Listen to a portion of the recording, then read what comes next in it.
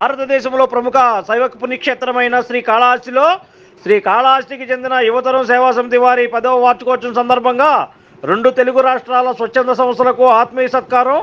అందులో భాగంగా వెంకటమహేశ్వర్ charitable trust ఆధ్వర్యంలో నిర్వహిస్తున్న పలు సేవా కార్యక్రమాలను ఎంపిక చేసిన యువతరం సేవా సంస్థ ప్రతినిధులు ట్రస్ట్ చైర్మన్ దుర్గా కిషోర్కి ఏపీ మరియు Telangana NGO members, national project director Tirupati G Venkateswarlu, Srikalahasti municipal commissioner M Ramesh Babu, general manager Megha engineering M మల్లికార్జునరావులు దుర్గా కిషోర్కి మెమోంటో అందించి శాల్వాతో ఘనంగా సన్మానించారు. సన్మాన కార్యక్రమం అనంతరం దుర్గా కిషోర్ ట్రస్ట్ని ఆదరిస్తున్న ప్రజానికానికి, మిత్రులకు, శ్రేయోభిలాషులకు, ప్రత్యక్షంగా పరోక్షంగా నన్ను నడిపిస్తున్న దాతలకు, ముఖ్యంగా సేవా సభ్యులకు, నన్ను కన్న నా తల్లిదండ్రులకు ఈ అవార్డు అంకితం ఇస్తున్నానని తెలిపారు. యువతరం సేవా సమితి వసుదైక కుటుంబం యువకిషోర్కి, వారి బృందానికి మన ట్రస్ట్ తరఫున ప్రత్యేకంగా ధన్యవాదాలు, కృతజ్ఞతలు, అభినందనలు తెలిపారు. ఇక్కడ కాళహస్తిలో ఎన్టీఆర్ పార్క్ పక్కన యువతరం సేవా సమితి వసుదైక కుటుంబం వారు 10వ వార్షికోత్సవం ఇక్కడ ఏర్పాటు చేశారు. ముఖ్యంగా ఈ కార్యక్రమం ఇక్కడ నిర్వహించడానికి యువతరం ఫౌండేషన్ ఆయన ప్రెసిడెంట్ అయిన యువకిషోర్ గారికి, అలానే వారి టీం బృందం మొత్తానికి కూడా ఫస్ట్ మనస్ఫూర్తిగా మనందరం గట్టిగా క్లాప్స్ కొట్టి అభినందించాలండి. ఎందుకంటే ఇలాంటి ప్రోగ్రాలు చేయడం వల్ల మనం వ్యక్తిగతంగా ఒక ఐడెంటిటీతో పాటు, అలానే ఈ ఆత్మీయ సమావేశం యొక్క ముఖ్య ఉద్దేశం ఇవన్నీ ఇందా నుంచి తెలుపుతున్నారు చక్కగా. చాలామంది ఎన్జిఓస్ రాష్ట్రాల నుంచి కూడా విచ్చేశారు. స్వచ్ఛందంగా వాళ్ళు రిజిస్ట్రేషన్ నెంబర్తో చేసేవాళ్ళు ఉన్నారు, రిజిస్ట్రేషన్ నెంబర్ లేకుండా చేసేవాళ్ళు ఉన్నారు, అలానే చాలామంది సర్వీస్ చేస్తున్న వెలుగులో లేని వాళ్ళు కూడా ఉన్నారు.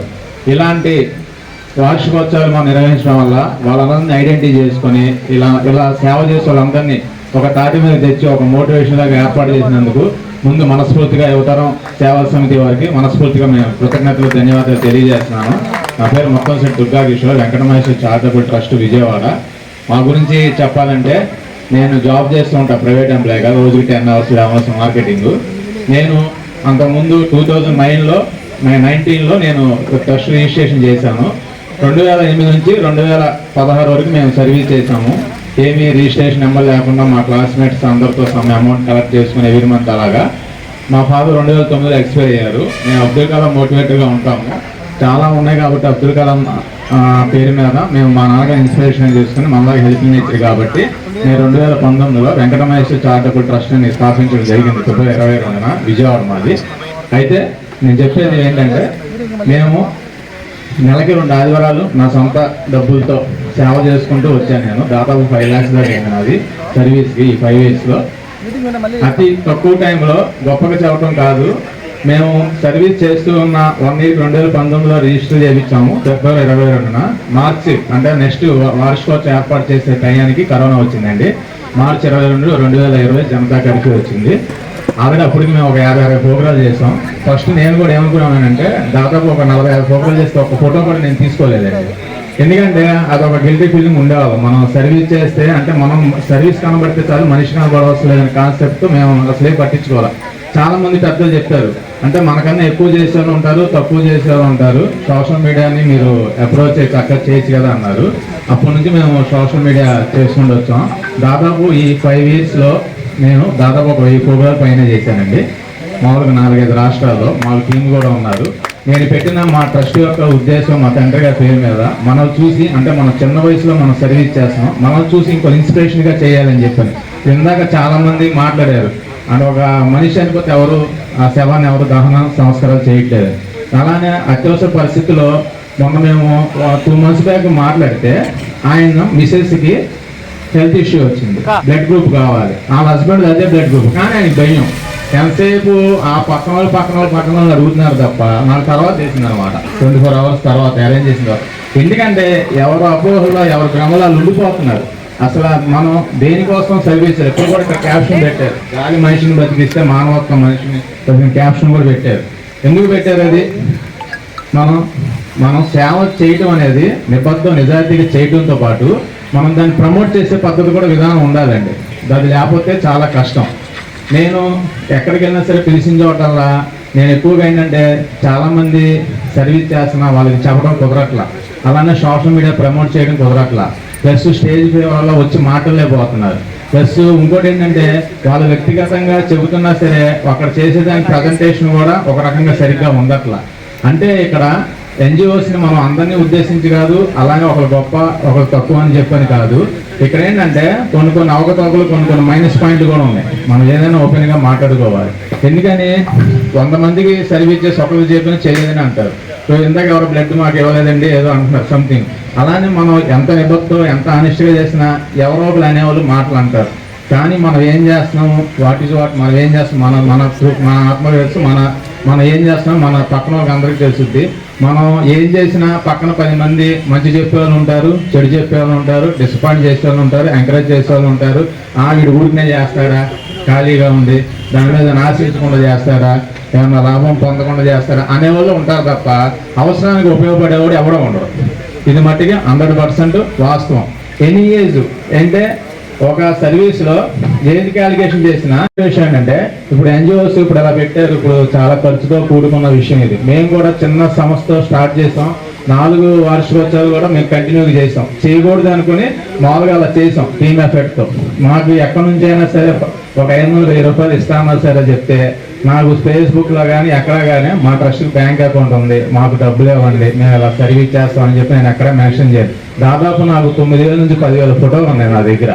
ఎవరి దగ్గరికి వెళ్ళి నేను అడగటం కానీ చేయటం కానీ చేయను. ఆ గుడ్ విల్ ఉండడం వల్లే మాకు ఇప్పుడు గూగుల్లో 5 స్టార్ రేటింగ్ ఉంది. మా కృష్ణా ఎన్టీఆర్ జిల్లాలో నెంబర్ 1 ప్లేస్లో ఉంది. చాలా ప్రోగ్రాలు చేసాం.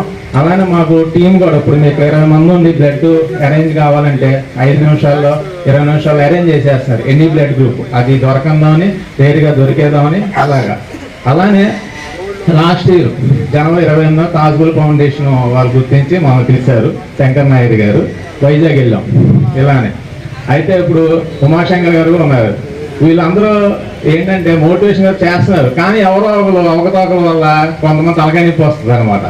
ఇవన్నీ పట్టించుకోవద్దండి. సర్వీస్ అనేది బెస్ట్ అనమాట. ఎందుకంటే ఇలాంటి చేసే వాళ్ళు అతి కొద్ది మంది అన్ని అంటే నాకు తెలిసి ఇప్పుడు ఎన్జిఓస్ అన్న ట్రస్ట్ రిజిస్ట్రేషన్ చేసిన వాలంటీర్స్గా చేసినా సరే ఒక 100కి 1% ఉంది.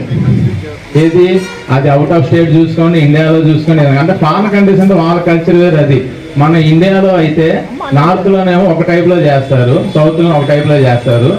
ఎక్కువగా ఏంటంటే మన ఆంధ్రప్రదేశ్లోనే స్వచ్ఛందంగా 80% ఆనెస్ట్గా నేను ఒక ఐడెంటిటీ చేసి చెప్తున్నా. అంటే ఎవరిని ఉద్దేశించి కాదు, మళ్ళీ ఎవరిని కించపరిచి కాదు.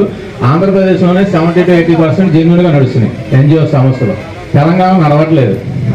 నేను ఐడెంటిటీ చేశాను. ఎందుకంటే నేను టోటల్ ఓవరాల్గా మేము ఎక్కడ నీడు ఉంటే అక్కడ చేస్తాం. మాకు ఇక్కడ చేయాలని లేదనమాట. 4-5 రాష్ట్రాల్లో మాకు టీం ఉన్నారు. మేము సర్వీస్ చేపిస్తాం.